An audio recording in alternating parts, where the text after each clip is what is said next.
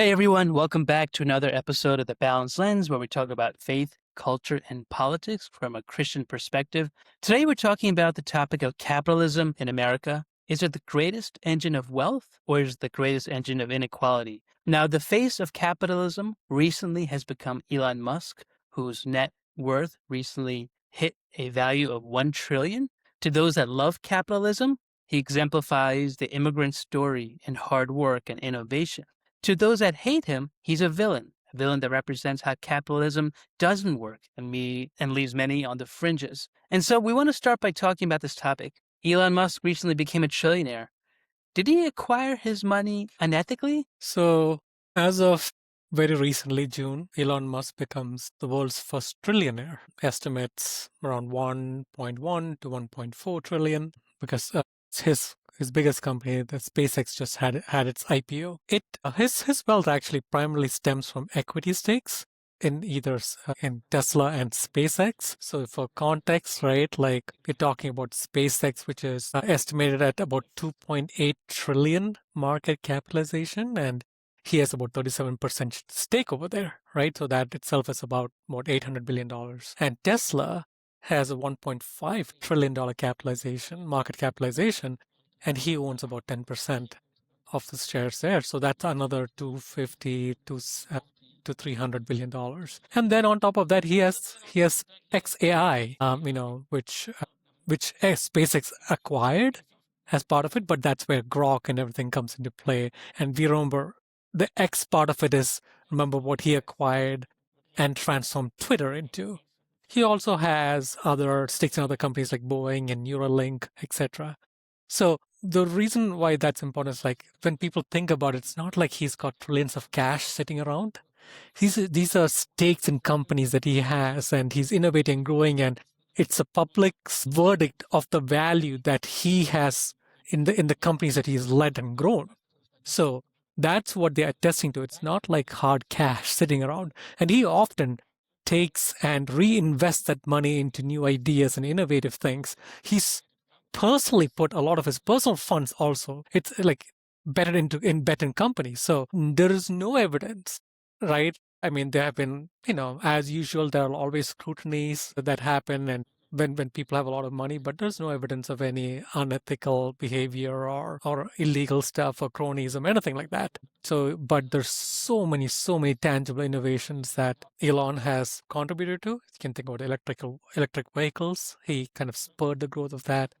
The high efficiency batteries. Think of SpaceX and how he kind of slashed the cost to launch. Think about how he was the brains behind reusable rocketry, which people laughed in his face when he first mentioned it. He actually did that crazy thing, right? He enabled Starlink for remote connectivity, which people actually still use in places like Ukraine. Like, so he's contributed to all this stuff, and his talks again reflect his growing innovation and his wealth and if you just listen to him, he's constantly dreaming. Like, he's talking about things that he's going to do in Mars. He's going to set data centers up there, and like, I think beyond even like his pure genius, it's the fact that he gets everyone to dream together with him. Anyway, I know I'm going a little bit by the side, but when you ask me, is he worth the trillion, right? You have to package this whole thing together, right? There is tangible, there's intangible. Even when people, I'll give you one example. Even when people talk about if AI were to hypothetically conquer the world and there's going to be a lot of job loss, I have heard rampant discussions about we need something called a universal basic income. I've heard so many scholars talking about it, so many people talking about it. But Elon is the first person I've heard talking about we don't need universal basic income. He says we need universal high income. He's saying everybody will have plenty. There'll be plenty of resources. There won't be any constraints, right? So, like, that's the way the guy thinks, and he kind of lifts people up to thinking big and thinking things that you could just be like, this must be reality TV or sci-fi. That's the way he talks. So, but yeah, to answer your direct question, there is nothing unethical that I have come across. Like, as usual, like I said, has some SEC scrutiny and all these things, but And he's obviously got a lot of government contracts and all that kind of, but that's also because the government wants to take advantage of it. Like, why would you not invest in somebody like this? And think about how many times you've heard NASA versus Elon Musk SpaceX. That gives you a good comparison of how much inspirational this guy is. Yeah, and what's amazing, if you look at some of his earlier videos where his rockets crashed or they exploded, right? And you see him just sitting there, like staring at the pieces. This is like 10, 15 years ago. And now you look at these rockets, reusable rockets landing on launch pads, like in the middle of the ocean. Like it's crazy, right? And you think about, self-driving cars and some of the things we're going to talk about. It's amazing. But one thing people don't realize is the amount of jobs that he's created, right? You look at all the companies that he owns, like you mentioned, right?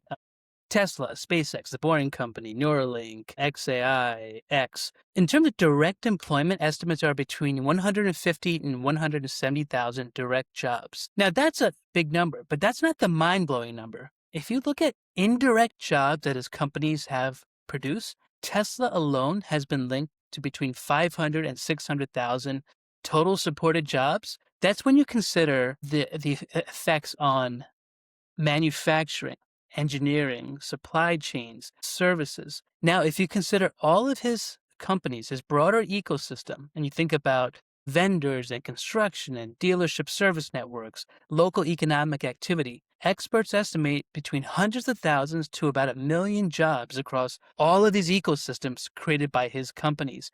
Now, you don't think about that, but think about him building a gigafactory, right? You need labor, you need construction, you need restaurants nearby to feed people, you need supplier networks, obviously need battery material and chips and all types of different types of processes involved. But we forget the staggering number of indirect jobs that are being created along with direct jobs by his ventures. And these are high quality, well paid roles. There's an emphasis in many of his companies on engineering and manufacturing and AI and tech. Over $110 billion in payroll that supports families and local companies all across the United States and even the world. So these jobs span blue and white collar work, and they've helped revitalize economies in some regions. Now, there's also a multiplier effect when it comes to the economy. Musk companies, on estimates, have injected $338 billion into U.S. economies via capital spending, payroll, R&D, and suppliers. Now, with a conservative multiplier, that equates to over $1 trillion in total economic impact, plus $100 billion in taxes. Now, when you think about this multiplier effect, when you're thinking about an economic principle of generating money generated in an economy, it's distributed, it's spent over again, it's consumed, and then it's used to invest in something bigger and then spent again. This multiplier effect grows. And so over $1 trillion that's been invested into the U.S. economy. There's a tremendous amount of broader contributions when it comes to Starlink and his other ventures that are still continuing to grow. But as you mentioned, his innovation's like amazing. Like you think about how Tesla right now, it's a self-driving car essentially. But what people don't realize about Elon Musk, many of his patents for Tesla were open source in 2014 to accelerate EV adoption industry-wide. So he didn't take these patents and hide them and try to profit off them, right? He allowed other companies to see his patents. He had key advances in battery technology, FSD, autopilot software, manufacturing. As you mentioned, SpaceX, obviously reusable rockets that dramatically cut the cost of launches. What's even more fascinating, some of his newer technological advancements have come in the way of brain-computer interfaces via Neuralink. Some of the things they're doing is mind-blowing. Literally, people that are ALS patients who have immobility in their whole bodies are now using their brains to control computers. Like, that's insane. They are about to start transplants on vision in the eye. You're essentially going to see people who were not able to see have vision restored. This has been approved by the FDA. It's beginning human trials very soon. So some of the things that are being invented through the Boring Company, these tunnels underground that are minimizing commute times from major cities to other hubs, are really fascinating. And so his story highlights creative destruction. It's about challenging these incumbent traditional industries like auto or space, right? Attracting top talent from all over the world. These bold visions that no one else can believe in, like reusable rockets or tunnels under the ground, iterating through failure. right? You see him sitting at his launch sites looking at these rockets, as I mentioned before. But this is the Elon Musk story. I think we look at him and you say, trillionaire, he must be greedy and stealing money from people and everything he does is unethical. If you really look at his story and look at his life, you think, wow, this guy and what he's contributed to the economy is fascinating. And he is a amazing example of how capitalism can do good things for the world. Now, many people disagree with that. They'll say, well, is he paying his fair share of taxes? And the question we want to talk about is this: should billionaires or now trillionaires like Elon Musk be taxed to pay their fair share? Would this redistribution of money actually be effective? As you were talking, I was thinking, so somebody like an Elon Musk, for context, he's an immigrant to the US. He is actually from South Africa. So what if Elon Musk decided to immigrate or move to China or to Russia, right? Instead of the US. I just want, I'm not going to answer the question. I just want people to ponder over it. So it's easy to think and blame people, right? And whether when we say about like paying the fair share, just may like one of the things to understand is like fair share is really like it's more like a moral kind of question. Like are we like, because now we're talking economics here. So it's very subjective, right? And it like the basic meaning you would think it means about the marginal tax rate, which the US already has. The US already has a progressive federal income tax system where the as you earn more, you pay proportionally more, right? You actually have a higher tax bracket. So it's already there. Now, for people who have capital wealth, okay, there's a capital gains tax, which a lot of people argue are not as high, but that's because there is concerns that now you're going to double tax them. You want to remove this double taxation problem. So when you think about like taxing people, like if we were to tax billionaires, yeah, sure, you could raise revenue short term, but we have to look through what's happened around the world when people have tried it about broad redistribution effectiveness. Whenever we have, I know in the 1970s we tried a very high marginal tax rate, but then it led to stagnation in growth. So generally, what we've seen is like when you tax more, there's a tendency of lower investment, lower rates of entrepreneurship, and the other thing people do who have reasonable wealth, they know how to mix and match their portfolios. So they will take their money and optimize it where they'll get the best rates. So a lot of people will just exit the country. They will invest their money outside, and it will not benefit the US. So it's important to think through those elements when we think about like this broad redistribution things. Because if you look at wealth taxes, which, there are some proposals in Europe that have it, it normally has ended up underperforming. Because if you look at Europe as in general, like a lot of people, they talk about the Europe in general, if you look at its GDP growth, it's kind of very slow in terms of its growth and what's been happening. They've had a very high emphasis on capital, on social models, right? And they discourage, like, when you think about capitalism, the level of capitalism in Western Europe relative to the US is really low. But you have also seen their economy match that. It's not grown like the US has. It's not been as dynamic as we have. So, but the other thing to remember is like, even when we say, like, we do have redistribution of wealth happening to some scale. Think about Social Security, Medicaid, Medicare. Like, we have already things in place, but we are trying to the issue with those type of models is like, how do you provide the right incentives? Because if incentives are not there, people are not going to be willing to take risks and invest and grow.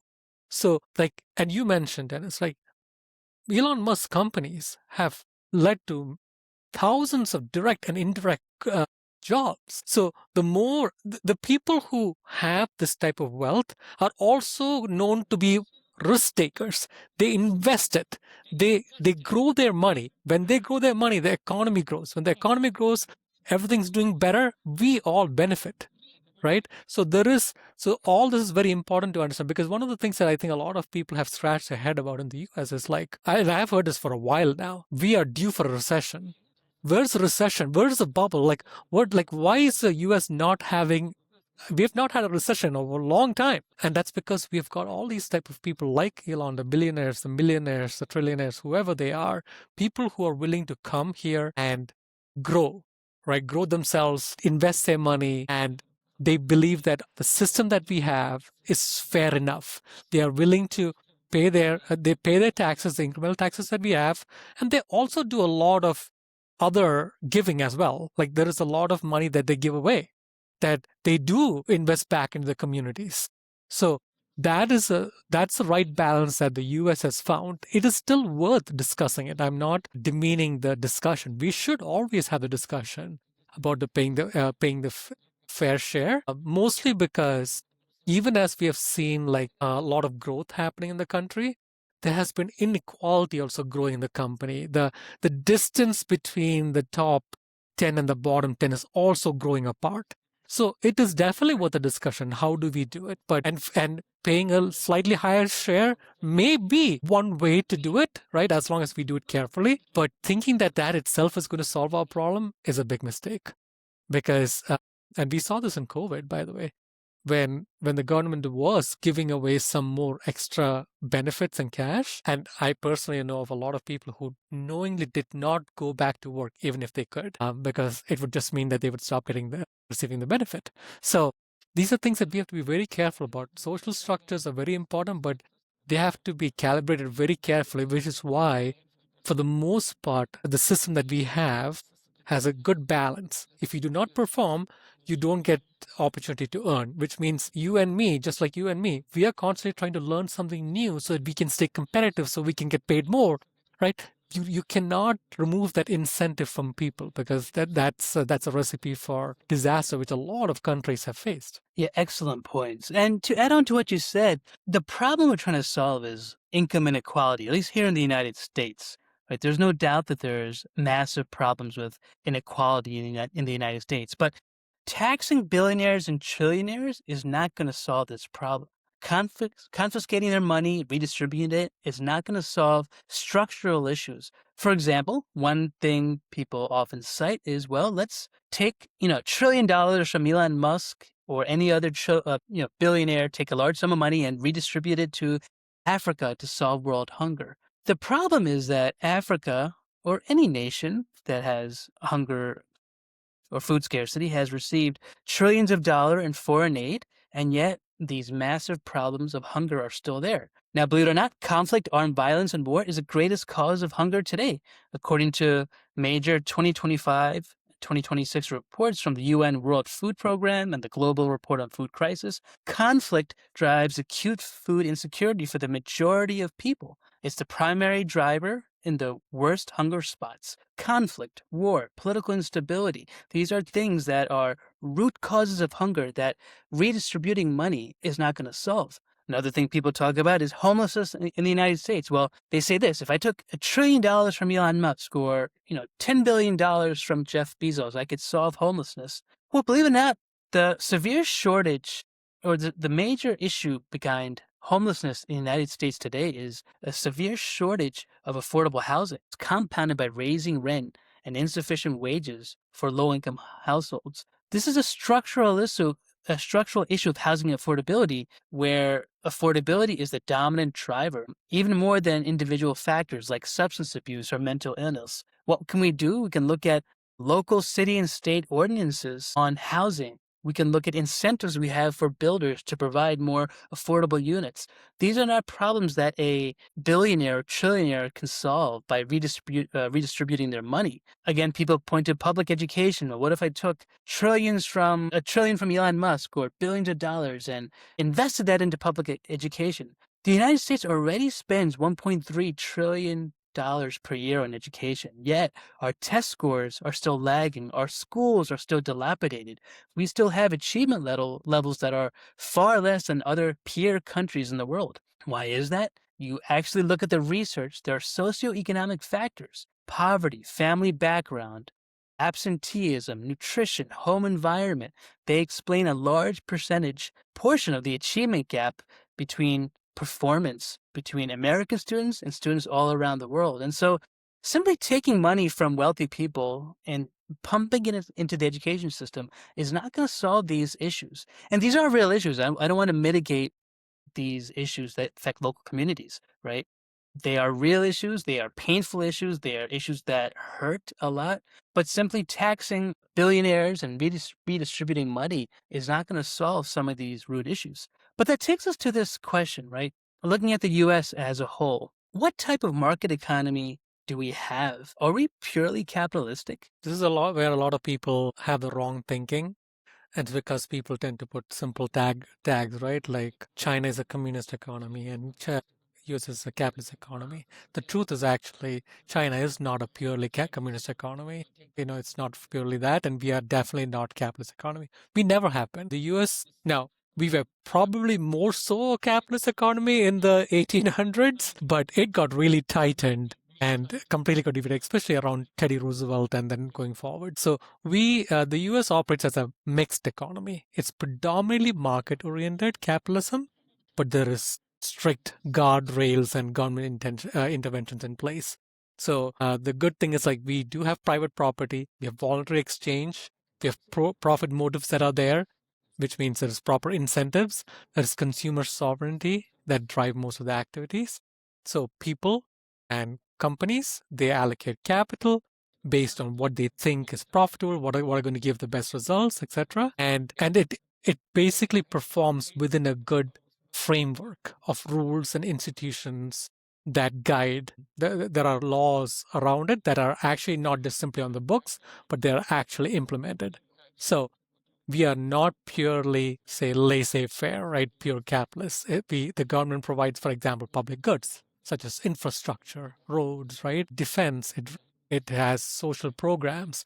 We've got public schools. We have got antitrust, environmental rules. We have finance regulations. There's, in terms of social programs, there's social security, there's Medicaid, there's welfare, and we have very strict monetary policy that is regulated by the feds. There are subsidies, there are tariffs, there are so many things that are in place. This is not a pure capitalist structure, but it basically also gives an opportunity where market failures can be somewhat tempered, right? But they're very careful in the way they intervene, though. But compared to pure socialism, and I don't know if people know what's pure socialism. In pure socialism, the state, the government, kind of owns the means of production, right? And they command economies. We definitely lean towards capitalism and are ranked very highly in terms of economic freedom. Historically, there is more and more regulation, and there's more regulation and regulatory growth happening. I would say there is always a healthy debate that I've heard in the US. Is it too much regulation? Do we need to peel back some of the things? You hear that constant back and forth, and this is really healthy. Like, you have a good balance between innovation and risk taking and giving people the ability to do that, and safety nets are available in place. And there's a reasonably good balance in our overall structure. Yeah, and there's a lot of government intervention that happens in the form of regulation, right? I'm sure everyone knows this, but these regulations are good. Now, that's highly debated. You're going to hear government regulation and you're going to throw a tomato at me. But if you've been affected by a recession or COVID and you lost your job and you lost your business, there are programs that probably helped you. I'll name some of these. Back in 2008, 2009, TARP authorized up to $700 billion to purchase toxic assets from banks and provide capital injections. Now, you can make the argument, should let them fail. Well, you could have also said goodbye to your retirement account in 2008. Now, many people, because of the recession, lost money, but we had a government net with TARP that allowed some of these banks to remain liquid. 2009, the American Recovery and Reinvestment Act. Again, $787 billion stimulus package with tax cut, infrastructure spending, unemployment benefits. It aimed to really mitigate the recession's debts. If you lived through that, you know how bad it was. On a positive note, things were really, really cheap. But on a negative note, many people did not have work. It was pretty bad for a lot of people. But you also have the Federal Reserve that acts on behalf as a government intermediary that controls interest rates, that allow quantitative easing through asset purchases, emergency lending. Now, COVID-19, right? Most of you probably lived through that, unless you're like 4 years old watching this podcast. But during COVID-19, we had the CARES Act, over $2 trillion in direct aid because many people couldn't work. Many people received stimulus checks, unemployment benefits. There was a paycheck protection program, loans for businesses. We had Federal Reserve interventions during this time period just in the recent past where things were really bad. So government intervention is not all bad, right? We have a mixed market economy, as Biju mentioned, which is good, which is healthy. Not socialism, not pure capitalism, but I think in America we found a really good balance. Most recently, 2022, another example of government intervention, if you want to call it that, is the Chips and Sciences Act, where billions in subsidies, tax credits, and grants were given towards semiconductor manufacturing to allow our supply chains in semiconductors to be less dependent on Taiwan or other countries. We always hear about in the news tariffs and trade measures. Again, these are all government interventions where goods and services from other countries are quote unquote taxed to protect domestic businesses and domestic interests. And so these interventions all illustrate the fact that we're a mixed market economy. Markets drive activity, right? We have supply and demand. We have private ownership for the most part of businesses and property, but we have intervention from the government to help stabilize our economy in moments where we need help because we're on a path of perhaps bankruptcy or some type of recession that could affect the economy. Now, taking a more broader view, it's interesting. Has this system of capitalism benefited America?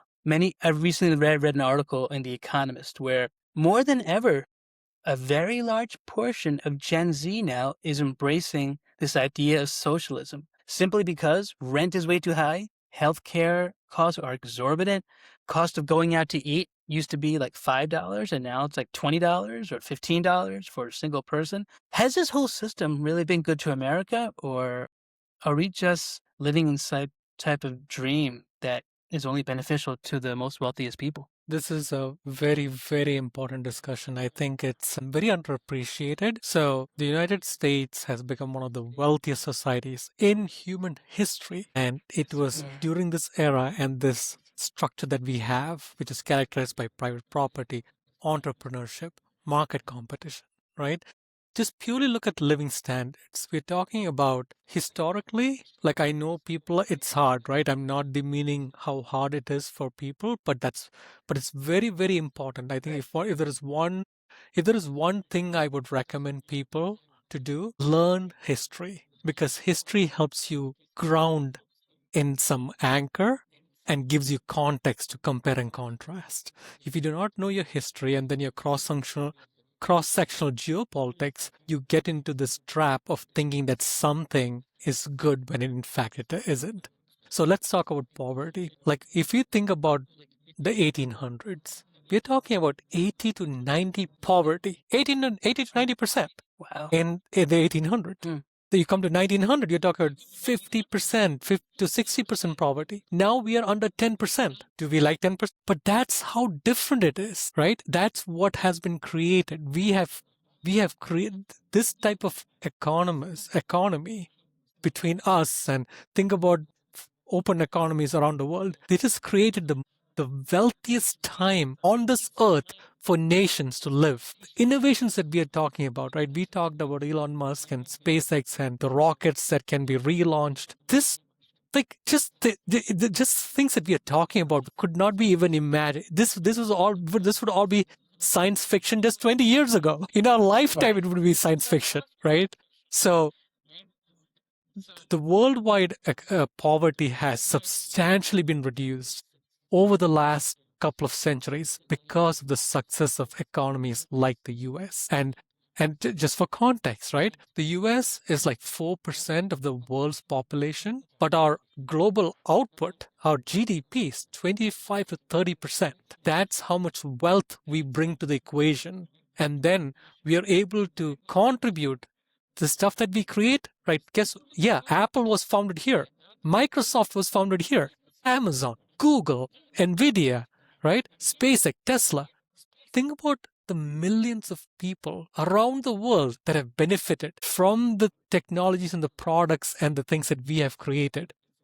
And by the way, just to be fair, just so everyone understands, immigrants have disproportionately created more wealth and more innovation in the US than people who have been here. First and second generation immigrants. So this is also very important, right? We attract a lot of these people to the US. And because of that, we have been able to reduce the poverty rates around the world. We have been able to create a society that can actually thrive and grow, right? Now, just to counter my own points, I will acknowledge that there is rising inequality between the top 10% and the bottom, right? Bottom 10 to 40%. That gap has been continuing to grow since the 1970s. So this is correct. And we do need to figure out a way to kind of, how do we calibrate that? How do we make sure that we are lifting everybody up? You mentioned about the rising affordability crisis, right? Where people are not able to afford the rents or the house. So we have to have a solution for this. This is the right moment to talk about it. We need to have discussions and forums, but we have to be careful and we should not throw out the baby along with the water, right? Let's talk about what we need to do to create more opportunities or some methods whereby things can be more affordable and everybody feels more comfortable, right? Enjoying the wealth, right? The fact that we are able to enjoy the wealth, the fact that we can even think about going outside to eat is something that is something good. A couple of 100 years ago, you couldn't do that. So this is good, but we do still need to address the affordability crisis. We have to make sure that that everybody, even from a demographic perspective, right? Whether it is the Hispanic or the blacks or whoever, everybody needs to be able to rise up. And we have to figure out what it is that is causing some of the discrepancies. And I think we'll probably tackle it in a separate podcast where we talk about why the discrepancy and how we can actually solve for that, because that's an important discussion on its own. Yeah, I agree. And when you look at key metrics, we see a very rosy picture. We see substantial improvements in material well-being. For example, like you mentioned, poverty levels, right? Right now, the poverty rate is 11 to 12%. 1800s, it was much higher. Even in the mid 20th century, right? It was double. So poverty levels have gone down. Median household income, there's strong real growth. Inflation-adjusted median household income rose significantly in the late 1960s from 66,000 in 2025 equivalent dollars to 83,000 in 2024. So median household income has gone higher. There's been a massive expansion of the labor force. The U.S. economy has created tens of millions of jobs over decades, driven by population growth, immigration, women's participation in the workforce, sectoral shifts like from agriculture to manufacturing and now to services and tech. Homeownership rates, 44% in 1940 to now about 69%. Broader metrics like GDP per capita have multiplied several times over. You can look at gains across like life expectancy and even education. You look at gains in other types of metrics, right? They're there. Poverty among elderly groups has drastically fallen. So capitalism rewards incentives for risk-taking, efficiency, innovation, these things that have transformed America, that show up in these broad level metrics. But on the other hand, income inequality is a real thing, right? We don't want to dismiss that. It's all around us. You can see it. If you live in a rich neighborhood, I encourage you, drive into a bad neighborhood one day and look at how the schools are and look at how the restaurants are. There are real disparities in income and wealth and housing affordability and healthcare and education. Now, to grasp income inequality, right? Many economists have used a metric called the Gini coefficient. It's a measure of income or wealth inequality within a country. And so the question they answer with this coefficient is, how evenly is wealth or income evenly distributed among people? The coefficient ranges everywhere from 0 to 1. 0 meaning perfect equality, everyone has exactly the same income. For example, if everyone made $50,000 and everyone kept $50,000, that would be a Gini coefficient of 0, perfect equality. Perfect inequality would be rated as a score of 1. One person has all the income. There's $500,000 and one person has that. And so every country gets a ranking. Now, in America, you might think it's like 0.9 or 1. It's not. The American ranking in the Gini coefficient is 0.41, Canada 0.33, Germany 0.31, Norway 0.27, Brazil 0.53. A higher number means more concentrated income across higher earners. So to put this in perspective, right, you could quantify what income inequality means and look at it from a global perspective. But there is wealth inequality. There is income inequality in America. The top 10% own 87% of stocks or wealth in recent data. Around 30, 50% of total wealth is owned by 1% of the population. The bottom 50% own very little, less than 1% of stocks. An interesting point I do want to bring up as well is this. If you're a worker in a company or even a small business, there's a big difference between what a worker makes and a CEO makes. Ratios between CEOs to worker in America often exceed 300 to 1 or 600 to 1 at large companies. For low wage firms, it's about, 632 to 1, and extremes even go higher than that. But CEO compensation in such samples, it can be as much as $17 million for a CEO, where the average worker makes $35,000. This is also crucial when it comes to industries like healthcare, where healthcare should be something that everyone has access to, where you shouldn't have to wait months to see a specialist, where many people do have to wait months. In a recent Joe Rogan episode, episode 2514, he actually was talking to a guest, P. Davis Jones. I don't know who he is, but he talked about America's nonprofit hospitals and how they rake in 45, I think this is $1 billion a year. Might be trillion, actually. Yeah, $45 trillion a year in profit every year. One CEO at NYU Langone pays himself $15,300,000 a year, while the average nurse makes $70,000 a year. And you can go and research this. Many of these nonprofit hospitals, they have CEOs and even profits that reign in the multi-billions, and somehow they're classified as nonprofits. Again, healthcare inequality, healthcare affordability. Again, there's housing and rent affordability. Full-time workers need between 28 to 34 hours nationally for a modest 1 to 2 bedroom apartment. That's like a 30% rule. The average renter wage, which is about $23, falls short in most wages, in most areas.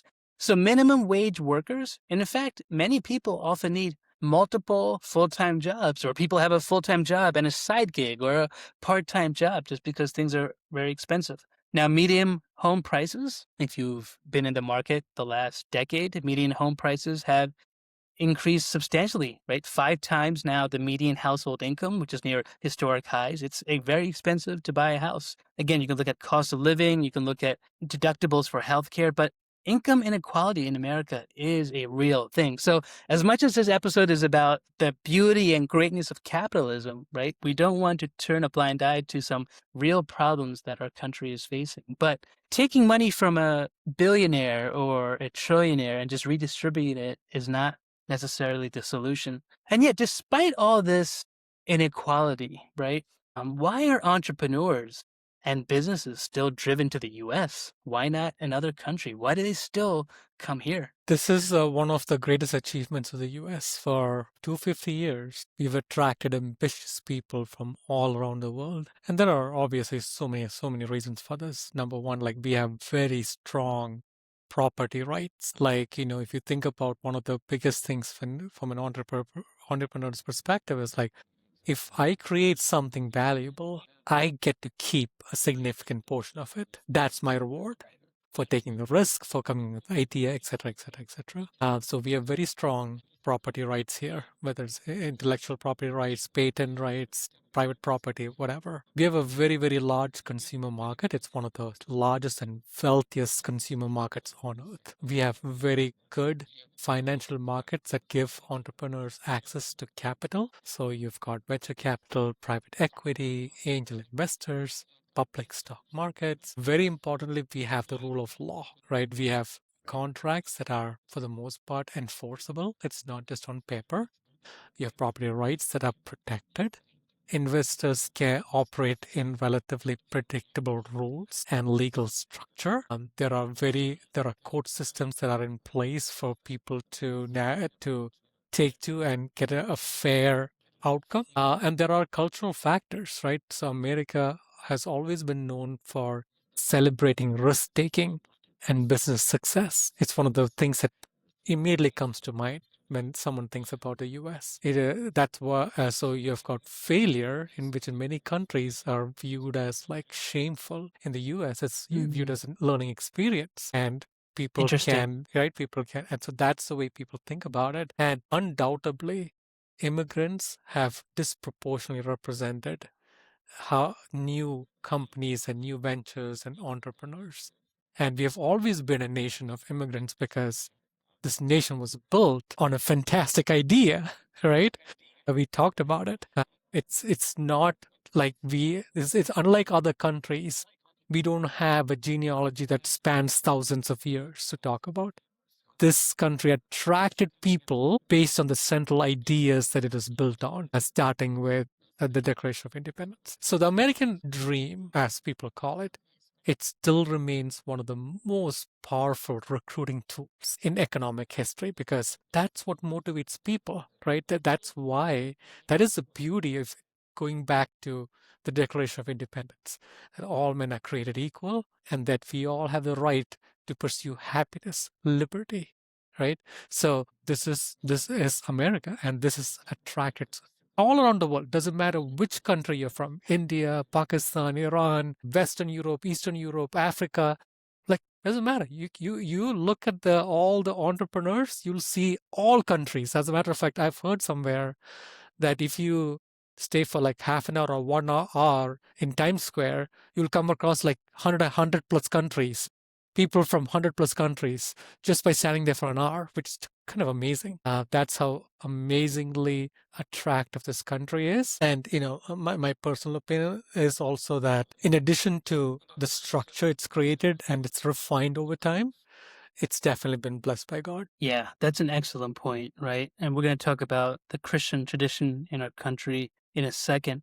But something you said was fascinating is the fact that our culture views failure as almost a good thing. Like people in America, and we all have friends, like actually, I was just talking to someone a couple hours ago, failed out of business in a previous decade. Now he's doing something else, starting over. But it's the American story, right? We fail all the time. You just pick yourself up and you move on. Whereas other countries, have a culture of shame, right? You don't necessarily do that quickly without hearing it from like your family or your parents. And of course, you still hear that in America, but right, everyone has a failure story here. But you mentioned the ease of starting a business. Like if I wanted to start a rock business, I could go outside, gather rocks. I could literally incorporate in 24 hours, get my articles of incorporation, my EIN, pay $100, paint the rocks red, go on Etsy and literally start selling rocks. Now, if you're born in America and you live here, you're like, yeah, of course I can do that. But try doing that in another country. If you go to a place like India or South India, where my parents are from, it's not easy. There's all types of red tape and regulations. Someone's going to look at that rock and say, hey, you need to give me 50% of that rock because you took it from our community park and now you need to pay me for what you're going to sell. And you need to bribe the local judge. You need to bribe the local police officer because when you send out your shipments, they're going to stop it and inspect it and rip your box open. America, for the most part, is protected by the rule of law. You can start whatever you want for the most part and sell and, embrace the American dream. What's fascinating, I was looking at this. Which countries attract the most entrepreneurs? Number one in 2025, 2026, it's still the United States. It's the clear number one for scale, funding, high growth startups. Number two, I didn't expect this, the UK, right? London's fintech and tech scene, English language, innovator founder visa, access to European markets, make it attractive. Number three is Israel. Israel's called Startup Nation, very high R&D spending, military tech type talent, a pipeline of very good employees, a culture of innovation, always ranks in the top 3 to 5 of countries that attract entrepreneurs despite its size. Singapore and Canada, and there are others on the rise, but at the top is the United States. We're also going to look at this final question. When it comes from a Christian perspective, we look at how capitalism and Christianity are intertwined in America. But other people look at the Bible and they say, wait a minute, in Acts 2, didn't they sell their possessions and have this communist type model for society? Is this what the Bible prescribes? Like, were people rich in the Bible, or does God endorse communism? What are your thoughts on that? It's one of the most misunderstood questions, I would say, in Christian discussions when they entangle economics with the book of Acts, specifically chapter 2. So, specifically, what happened in chapter 2 is that the early church that is growing in Jerusalem shared their possessions to, to members, to other members who were in need voluntarily. That is the key word. It was a voluntary act of service. Okay. It was very, the government was not confiscating their wealth or mandating anything. There was no legal system. And here's why you can clearly read it. Look at what happens to Ananias and Sapphira. They lie about the land sale, right? And they come and present a fake story to all the disciples in the community, saying that they sold everything and here's what it is. And the Apostle Peter basically says that your property belonged to you before the sale, and the money you got from the sale also belonged to you after the sale. Okay, it was very clear. He's clearly saying that this was yours. It was not, you didn't, none of it was the community's. You voluntarily came and were deceptive in what you present. You said this was 100% of what I got. If you had just said this is 50% or 30% or 10%, that's it. No one cares.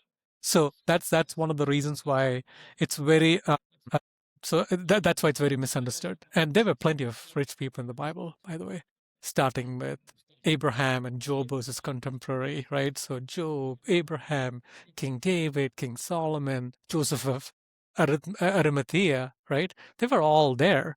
And the Bible never says that money itself is evil. It says the love of money is the root of all evil, right? So greed, which leads to exploitation, it leads to pride, it leads to, when you have so much money, it leads to trusting your wealth instead of trusting God. It leads to, like, some people neglecting the poor and hoarding it for themselves. This is what the Bible teaches us, right? And so when you think of Christianity, it's giving you a moral framework of living. Capitalism is an economic framework of how money flows. So they're not, you can overlay them on top of each other, but you cannot substitute it. Like, they're two different things. And so the way where they intersect, and this is one of the things probably it's worthwhile for, because you ask a question, paying the fair share, right? So Christian principles that are important to think about is like human dignity, honesty in the work you do, private stewardship, generosity, caring for the poor, for the needy, making sure that you're doing it in a just way, and personal responsibility. These are all principles, Christian principles, that the Bible talks about. That's a moral framework that the Bible talks about, and Christians should be very careful to do, right? Regardless of what the economic system that you argue about. But no, the Bible does not endorse a communist style system, or a capitalist system for that matter. But there are elements of both that it talks about. And that's why earlier on we said we are not a pure capitalist society. We are a mixed market society that has our guardrails to make sure that the poor, the ones who cannot afford it, are taken care of. The older people are taken care of. So, and there are you can fall back on something when all else fails. That's the type of economic system we have in the US. Is it perfect? No, it's never going to be perfect. But it's always tried for that right balance. And in my opinion, it all goes back to the foundational principles laid out in the Declaration of Independence. Yeah, fascinating analysis, right? Because people look at that chapter in Acts 2 and suddenly becomes a mandate to give all your money away. But to add on to your point, the Jerusalem church was likely very poor. I mean, there were a combination of factors, but a big part of that was likely this mentality of voluntary sharing and sale of assets in the early church. You did have a large number of converts. You did have a large number of widows. There was a famine during the reign of Claudius. But you look at the model of living and giving they pursued, of selling their assets, certainly didn't contribute to the financial health of the Jerusalem church. The Bible doesn't endorse, right, any type of ism, like you mentioned. It doesn't endorse socialism. It doesn't endorse capitalism. However, there are certain biblical principles within a market economy, like private property, entrepreneurship, investment, earning through profit, and honest hard work, that are found in Scripture. For example, you go all the way back to the Old Testament. Think about Mosaic law and the Ten Commandments, right? Private property is presumed. Exodus chapter 20, verse 15, the Bible says, you should not steal. It assumes individuals can legitimately own private property. Exodus 20:17, you should not covet your neighbor's house, right? Ownership rights are recognized and protected. The second principle you can extract from the Bible is that hard work produces wealth, and that's encouraged. Proverbs 10 verse 4 says that slack hand causes poverty, but the hand of the diligent makes rich. So it encourages hard work. Proverbs 13 verse 11, wealth gained hastily will dwindle, but whoever gathers little by little will increase it. And the principle is this, that wealth accumulated through diligence, through patient, productive, constant effort is legitimate. Proverbs 31 talks about the virtuous women. Guys, remember to show this to your wives tonight. Proverbs 31, they'll probably hit you over your head. But the Bible says in Proverbs 31, verse 16 to 18, she, speaking of the virtuous woman, considers a field and buys it, the fruit of her hands. She plants a vineyard. She perceives that her merchandise is profitable. The principle is this, right? Whether you're a man or a woman, that hard work, it produces wealth. And wealth can be a blessing, right? You look at people in the Bible that were rich. Abraham, in the Old Testament, was rich. Joab was rich. Boaz was rich. Lydia in the New Testament, many others, wealthy individuals that God used significantly. However, the Bible repeatedly warns against trusting in riches. And there's this important balance about hard work and earning money and how money can be abused through fraud, as Leviticus 19 mentions, the oppression of workers, James 5 mentions, greed, Luke chapter 12, the love of money being the root of all kinds of evil, 1 Timothy chapter 6, again, not money itself, but the love of money that takes over a person, the exploitation of the poor in Amos chapter 8. So the biblical model is not profit at the cost of everything else. Instead, the biblical model is whatever you do, to do it for the glory of God, so that through your wealth, the kingdom of God is enhanced. So you earn honestly, right? As a Christian, you create value, you serve others, you provide for your family, you invest wisely, you be generous, but you remember that God owns everything and we're merely stewards of the money that he gives us. And so to wrap this up, let us know what you think. Drop a comment.